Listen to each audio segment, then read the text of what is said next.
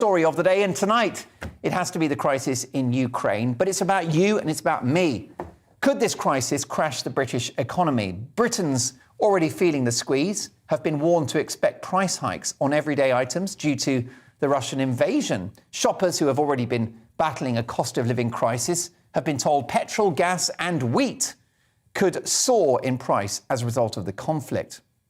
Russia and Ukraine are huge exporters of the three vital products, meaning any disruption in supply could hit millions of people across the UK. To discuss this, I'm delighted to welcome two money-minded legends, economist and former head of Energy UK, Angela Knight, and wealth management specialist and the presenter of the Booms and Bust podcast, Jonathan Davies. Angela Knight, if I could start with you, do you think that our cost of living crisis is about to get a whole lot worse?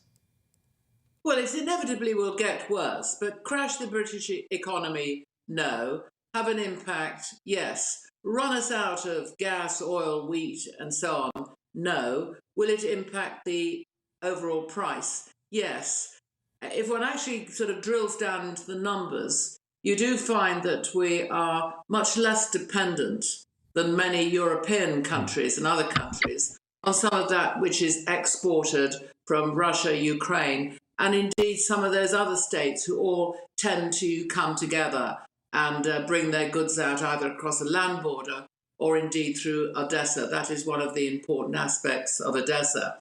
So although we may be less dependent, inevitably, although you can say we mightn't be too bad, the reality is those countries who are dependent will find their supplies cut off, and that will impact directly in not only sort of global supply, but also global price. So don't go out and panic, but don't expect it to be, business as usual either.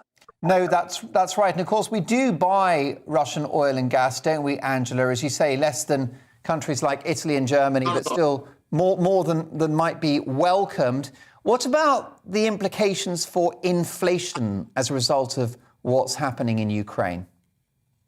Yes, well, inflation again inevitably is going to go up. I think that the question is, how do we address that inflation?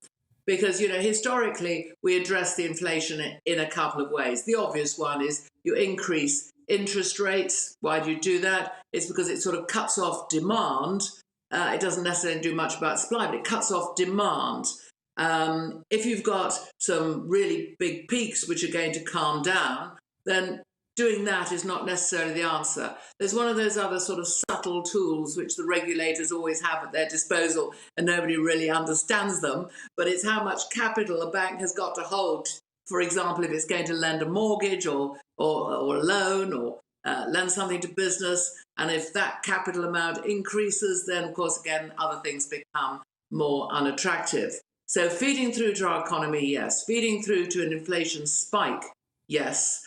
What we should do in respect of reacting, I think, is not as clear. And I come back to that point that I made earlier, which is there's also a port called Odessa, which is a warm water port out of which much of this is exported. Odessa's in the Black Sea. It's got to get through the Dardanelles, that's Turkey, then the Mediterranean.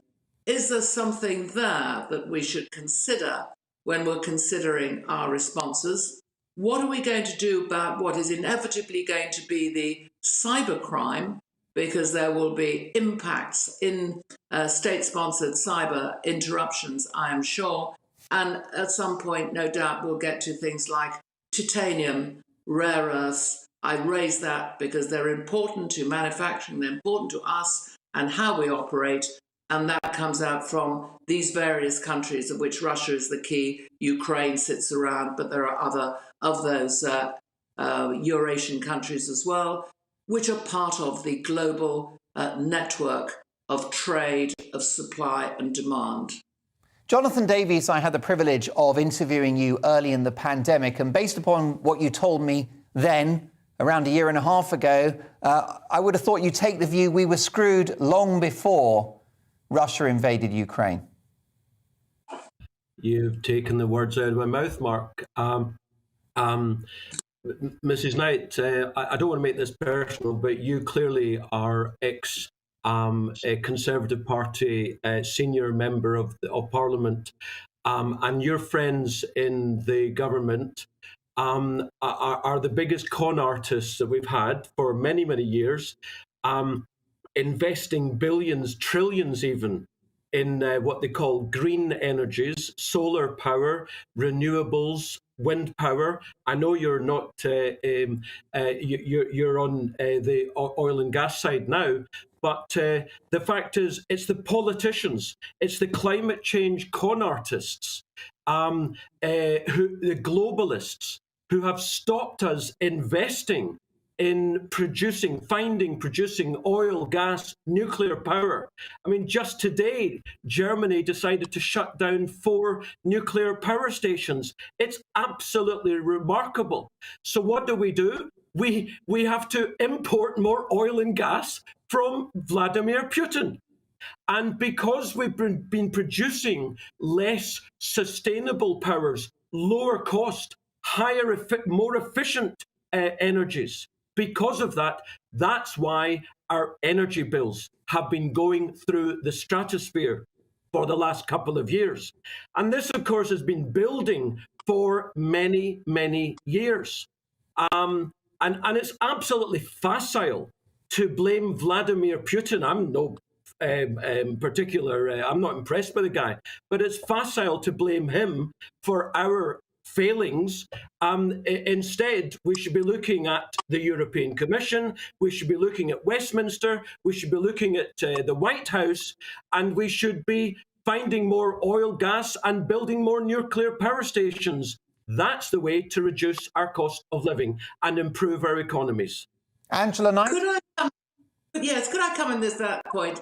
Because I'm neither on a green side or an oil side. It's 23 years since I was in Parliament, and I sincerely hope that I'm quite objective.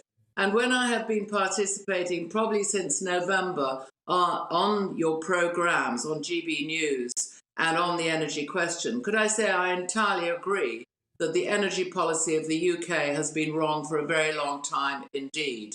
And key to me is that whilst there has been a focus on closing down our traditional ways of generating power for green reasons and focusing on wind farms, there has never been anything like the right sort of approach and consideration to the transition, the cost of this, and the consequences. So I entirely agree on that.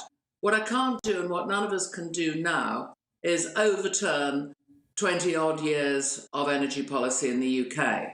And yes, it's absolutely correct that we will be impacted by energy, whether more or less than we were being already. Yeah, I think that's probably debatable, simply because we're moving out into the warmer months. And I'm wholly on side both of rapidly building and investing in the small-scale repeatable nuclear power stations, of which Rolls-Royce is a lead, and I'm absolutely in favour of getting more of what we can out of the North Sea in the way of gas, which we can. So that is absolutely right. But we have got a broader question here with Ukraine. I think that the reality of how Russia has been dealt with, not just by the UK, but by many of Western countries, has been with a greater degree of forgiveness than we should have done. And now we are reaping some of the rewards of that, or rewards is the wrong word, but the consequences of that. At the same time, there is a key individual called Vladimir Putin, who to me is absolutely not in the reality of debate, the reality of discussion, or dare I say it, the reality of common sense. Indeed, but of course, Western administrations have enriched this guy to the tune of tens of billions based upon our dependence on Russia's natural resources, Angela. The Germans this week slashed green levy on energy bills by 40%, with some speculation that there will be further cuts in the months to come because Germany is about to feel the squeeze.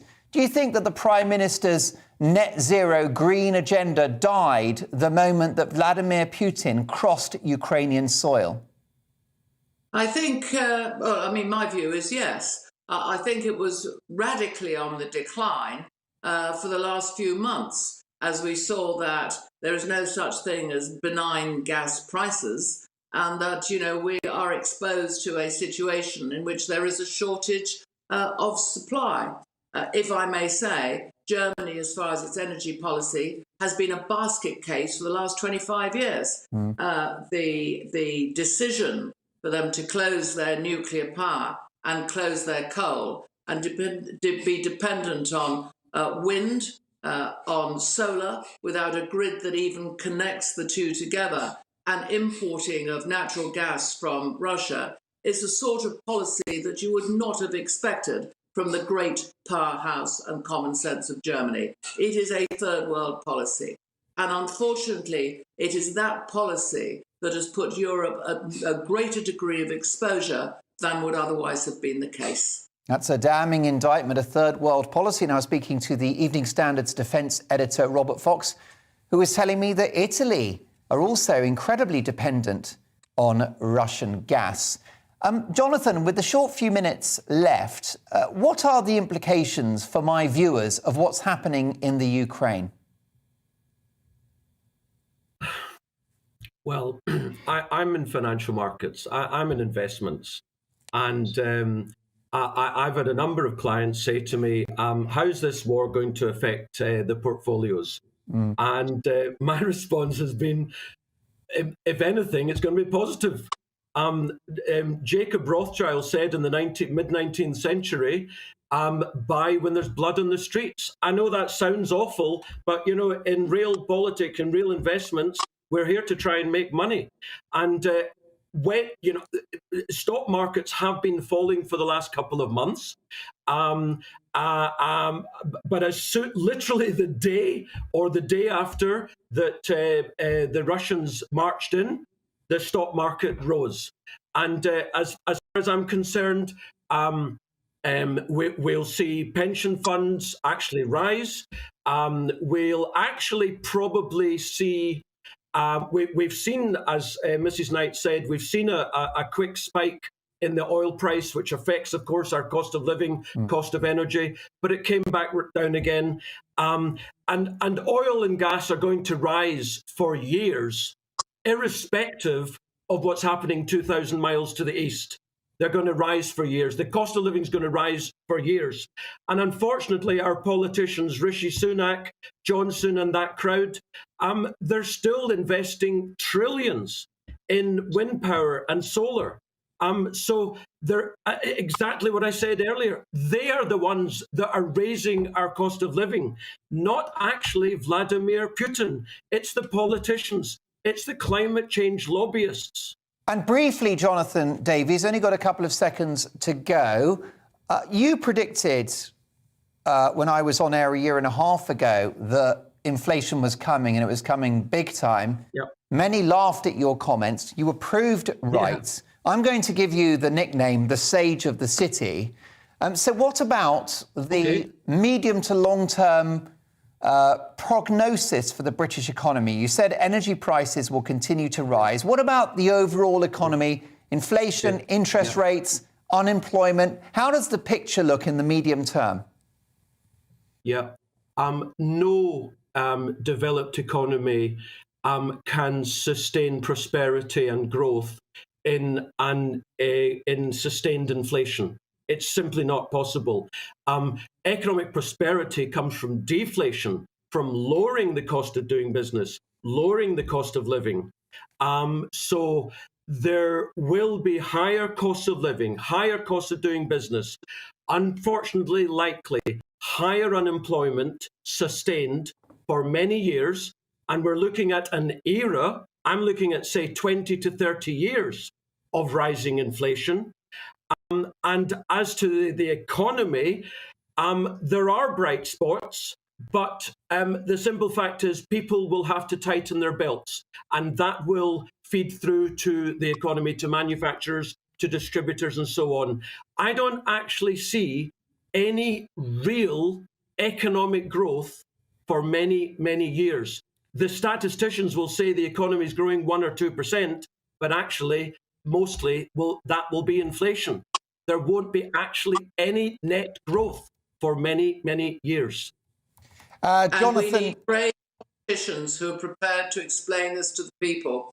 I think that there is an appetite for honesty, and I do hope that the brave politicians will do just that, explain and say what is the truth. well, very briefly, just a couple of seconds from you as well, Angela. What's your medium-term prognosis for the British economy? I tend to be more of an optimist than a pessimist, I have to say. But I am also well aware that for a great many years, all elections have been won by promises of what you can give back to people rather than what the reality is of the situation that we face. I think that when one comes to a crisis, and there is some form of a crisis here, energy, cost of living, the fact that there's now a war on the borders of Europe, gives an opportunity to reset what that debate, that honest discussion, that honest explanation should be.